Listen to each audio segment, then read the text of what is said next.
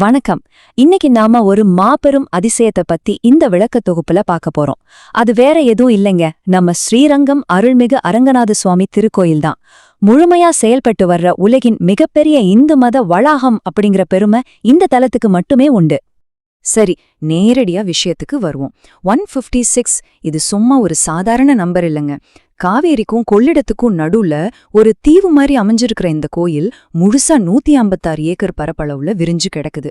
கொஞ்சம் யோசிச்சு பாருங்க, ஒரு கோயிலே ஒரு நகரத்தோட சைஸ்ல பிரம்மாண்டமா இருக்குன்னா அது எவ்வளவு பெரிய ஆச்சரியம். இந்த விளக்க தொகுப்புல நாம என்னென்ன பார்க்க போறோம்னா, முதல்ல உலகின் மிகப்பெரிய இந்து கோயில் அப்படிங்கிற அதோட பிரம்மாண்டம், அடுத்து சுவாரஸ்யமான தலவரலாறு, மன்னர்களோட பங்களிப்பு, ராமானுஜரோட நிர்வாக சீர்திருத்தங்கள், வியக்க வைக்கும் கட்டிடக்கலை, அப்புறம் இறுதியா ஏன் இத பூலோக வைகுண்டம்னு சொல்றோம், இது எல்லாத்தையும் தான் விரிவா பார்க்க போறோம். பகுதி 1, உலகின் மிகப்பெரிய இந்து கோயில். இதோட பிரம்மாண்டத்தை பத்தி முதல்ல பேசிடலாம். காவேரி கொள்ளிடம் நதிகளுக்கு நடுவுல அமைஞ்சிருக்க இந்த தலத்தோட சுற்றளவு மட்டுமே 4116 மீட்டர்கள், அதாவது தோராயமா ஒரு 6 மைல் தூரம்னு வைங்களேன். 108 வைணவ திவ்ய தேசங்கள்ல இதுதான் முதன்மையானது. வைணவ மரபுல சும்மா கோயில் அப்படின்னு சொன்னாலே அது ஸ்ரீரங்கத்தை மட்டும்தாங்க குறிக்கும். இது ஒரு வெறும் கட்டடம் கிடையாது, பல மதில்கள் சூழ்ந்த ஒரு முழுமையான கோயில் நகரம். பகுதி 2, ஸ்ரீரங்கத்தோட வரலாறு. அந்த சுயம்பு மூர்த்தியோட கதையை இப்ப பாப்போம். தெரிஞ்சுக்க வேண்டிய முதல் விஷயம், இங்க மூலவரா இருக்கிற ரங்கநாதர் சிலை யாராலும் செதுக்கப்பட்டதில்ல. பார்க்கடல்ல பிரம்மா செஞ்ச தவத்தால உருவான சுயம்பு மூர்த்தி இவர். பிரம்மா இத சூரியகுல மன்னனான இக்ஷுவாகு கிட்ட கொடுக்க அது பல தலைமுறையா அயோத்தியில வழிபடப்பட்டுச்சு. அப்புறமா ராவணனை வீழ்த்தினதுக்கு பிறகு ஸ்ரீராமர் விபீஷணனோட பக்தியை மெச்சி இந்த விமானத்தையே அவனுக்கு பரிசா கொடுத்துட்டார். நீங்க இப்போ பாக்குறது தெற்கு நோக்கி பள்ளி கொண்ட கோலத்துல இருக்க ரங்கநாதர். அவர் ஏன் தெற்கு திசையை பார்த்துட்டு இருக்காருன்னு ஒரு சுவாரஸ்யமான கதை இருக்கு. விபீஷணன் இந்த சிலைய இலங்கைக்கு எடுத்துட்டு போற வழியில காவேரி கரையில ஒரு சின்ன பையன் கிட்ட, அதாவது நம்ம விநாயகர் கிட்ட கொஞ்ச நேரம் பிடிச்சுக்க சொல்லி கொடுத்தான். ஆனா அந்த பையன் சிலைய நிலத்துல வச்சிட அது அங்கேயே நிரந்தரமா நிலை பெற்றிடுச்சு. ரொம்பவே வருத்தப்பட்ட விபீஷணனுக்கு ஆறுதல் சொல்ற விதமாதான் பெருமாள் இலங்கை இருக்கிற தெற்கு திசையை நோக்கி சயனிச்சு அருள் புரிறாரு. பகுதி 3, மன்னர்களின் பங்களிப்பு. இந்த கோயில் எப்படி இவ்ளோ பெருசா வளர்ந்துச்சுன்னு பார்க்கலாம். இதுல ஒரு ஆச்சரியமான விஷயம் என்ன தெரியுமா? தர்மவர்ம சோழன் கட்டின இந்த கோயில் காலப்போக்குல மணல்ல முழுசா பொதிஞ்சு ஒரு அடர்ந்த காடாவே மாறிடுச்சு. அப்புறம் பல வருஷம் கழிச்சு வந்த இன்னொரு சோழ மன்னன் ஒரு கிளிய துரத்திட்டு போனப்போ அந்த கிளி ஒரு மரத்து மேல உட்கார்ந்துகிட்டு ஒரு குறிப்பிட்ட ஸ்லோகத்தையே திரும்ப திரும்ப சொல்லிச்சான். அதை வச்சு அந்த இடத்த தோண்டி பார்த்துதான் மறுபடியும் ரங்கநாதரோட விமானத்தை கண்டுபிடிச்சாரு. ஒரு சின்ன கிளி கொடுத்த தடயம்தான் இன்னைக்கு இவ்ளோ பிரம்மாண்டமா நிக்குது. சோழர்கள் மட்டுமில்லாம பல அரச மரபுகள் இந்த கோயில வளர்த்திருக்காங்க. பாண்டிய மன்னன் சுந்தர பாண்டியன் ரங்கநாதரோட விமானத்தையே முழுசா தங்கத்தால மூடினாரு.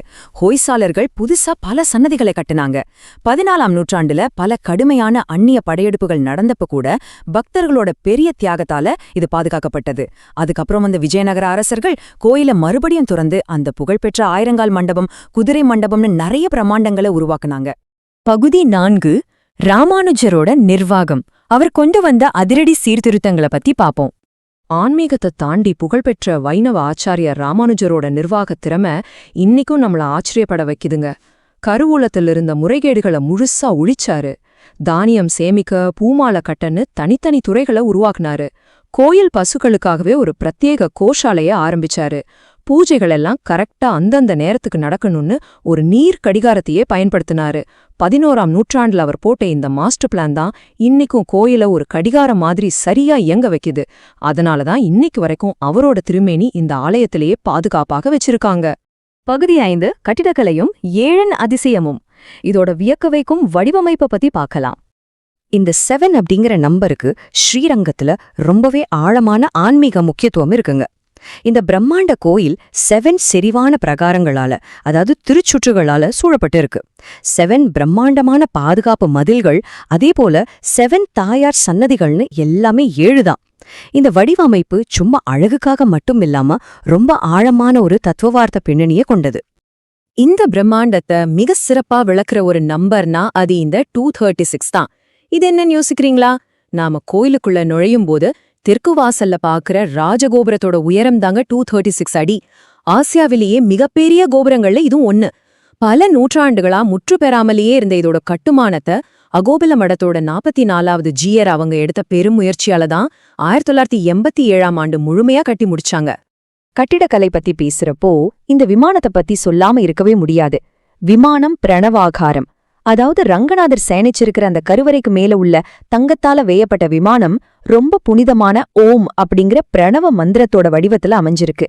இத பாக்கறப்பவே மனசுக்குள்ள ஒரு அசாத்தியமான தெய்வீக உணர்வு வர்றத நீங்களே உணரலாம். பகுதி 6, பூலோக வைகுண்டம்.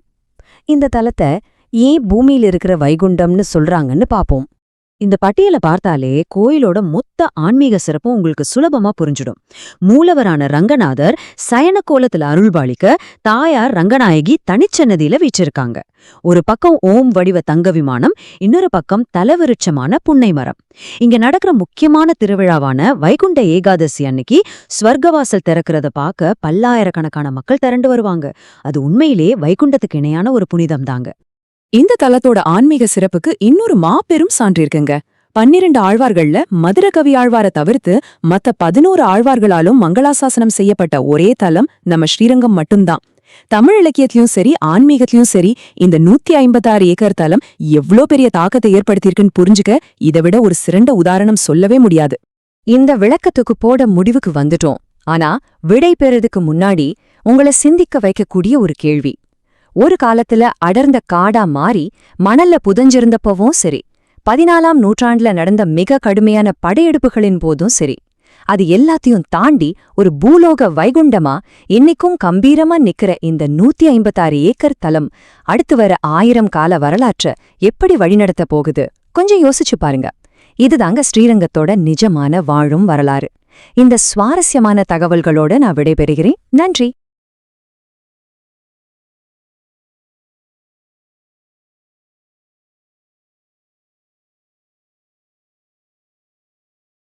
ஆன்மீக அன்பர்களே, இந்த பதிவை பார்த்து மகிழ்ந்தீர்களா? எங்களுடைய ஞானபாரதம் யூடியூப் சேனலை சப்ஸ்கிரைப் செய்துவிட்டால் நாங்கள் போடக்கூடிய அத்தனை பதிவுகளும் உங்களை வந்து சேரும். அற்புதமான ஆலயங்களை பற்றிய பதிவுகள், மகா பெரியவர் பற்றிய பதிவுகள், ஜீவசமாதிகள் பற்றிய பதிவுகள் மற்றும் நம்முடைய பண்டிகைகளை பற்றிய பதிவுகள், இவை அத்தனையும் உங்களை தேடி வந்து சேரும். எனவே மறந்து விடாமல் எங்களுடைய ஞானபாரதம் யூடியூப் சேனலை சப்ஸ்கிரைப் செய்யுமாறு கேட்டுக்கொள்கிறோம். வாழ்க வளமுடன், வாழ்க வையகம். ஜெய ஜெய சங்கர, ஹரஹர சங்கர.